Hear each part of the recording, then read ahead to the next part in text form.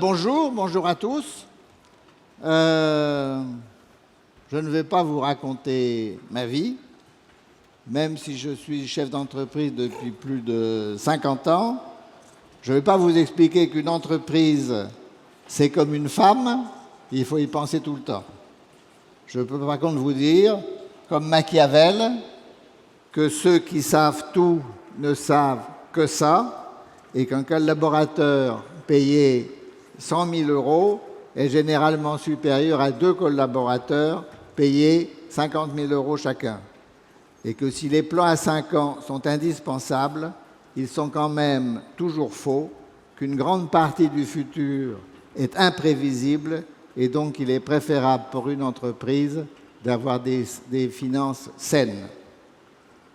Je me suis trouvé 2 fois dans ma vie acteur de start-up dans la télévision, en 1985-87 pour le lancement de la 5, première chaîne de télévision commerciale gratuite, et en 1989-2000 pour British Satellite Broadcasting, devenu, après la fusion avec Sky, BSkyB. La 5 était la première chaîne intégralement financée par la publicité, était la première chaîne à diffuser la nuit. Cette chaîne était vouée à un grand succès. Malheureusement, pour des raisons politiques, le gouvernement a cassé la concession et ensuite, nous avons fait un procès à l'État que nous avons gagné pour rupture abusive de concession. Sky, BSkyB, il y avait en Angleterre une concession exclusive pour British Satellite Broadcasting qui avait l'exclusivité de la diffusion de la télévision par satellite sur le Royaume-Uni. Malheureusement, au même moment, Murdoch avait créé Sky au Luxembourg et donc ce monopole était un faux monopole et donc les deux entreprises se sont battues. Elles ont failli crever toutes les deux. Elles ont fusionné en 1990 et en 1990, les deux entreprises réunies perdaient à l'époque 100 millions de francs par semaine. La fusion indispensable était la fusion de deux moribonds. D'un côté, une société anglaise avec des gentlemen qui ne connaissaient pas très bien le métier. De l'autre, Murdoch, qui connaissait mieux le métier, un vrai entrepreneur, mais à l'époque, News ne pouvait plus emprunter, n'avait plus d'argent. Et donc, la fusion a permis le développement de la première chaîne mondiale de télévision par satellite. À cette époque, aussi bien en France qu'au Royaume-Uni et même en Europe, la télévision était au niveau des Américains, voire en avance, puisque Sky était la première chaîne de télévision au monde par satellite.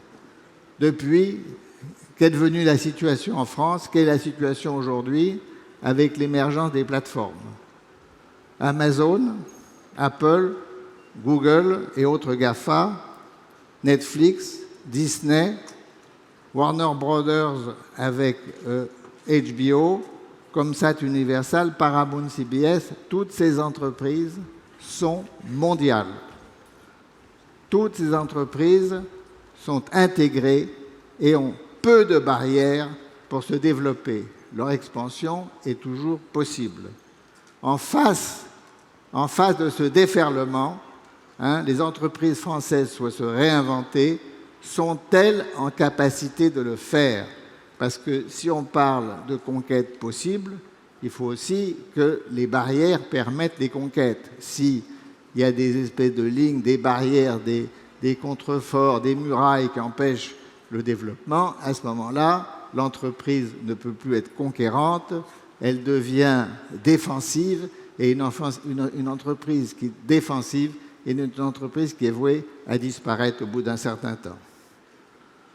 Alors, d'un côté, ces entreprises américaines qui sont des véritables TGV, de l'autre, des entreprises tenues en laisse. Quelques exemples.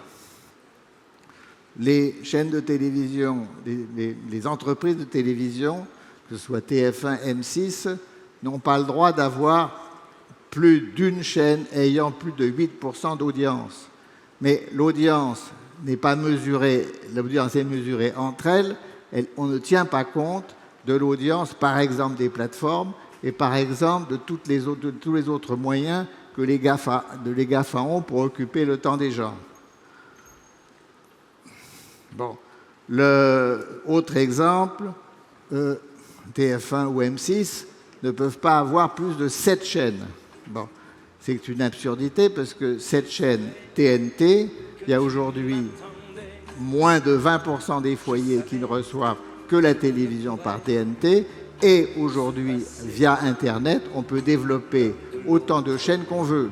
Donc la réglementation des 7 chaînes ne correspond donc à rien. Tu vois, j'ai pas trop changé. Et je vois que de ton côté, tu as bien. Bon, je vois qu'il y a la musique qui sonne. Alors, je voudrais terminer en disant aujourd'hui, il y a des discussions entre télévision, le cinéma, le CNC, le ministère de la Culture pour faire évoluer les choses, notamment demander aux plateformes de s'adapter à l'exception culturelle européenne et française, en produisant un minimum de séries et de films en France. Mais ceci ne sera qu'un caillou en face du torrent. Si on ne prend pas garde, le caillou pourrait se révéler insuffisant pour préserver des acteurs forts prenant leurs décisions en France. Donc, si vous voulez, dans le résumé de toute cette histoire, il faut que les conquêtes soient possibles. Il ne faut pas qu'il y ait des réglementations qui empêchent les conquérants d'agir et de développer leurs entreprises. Pour terminer, je citerai André Malraux.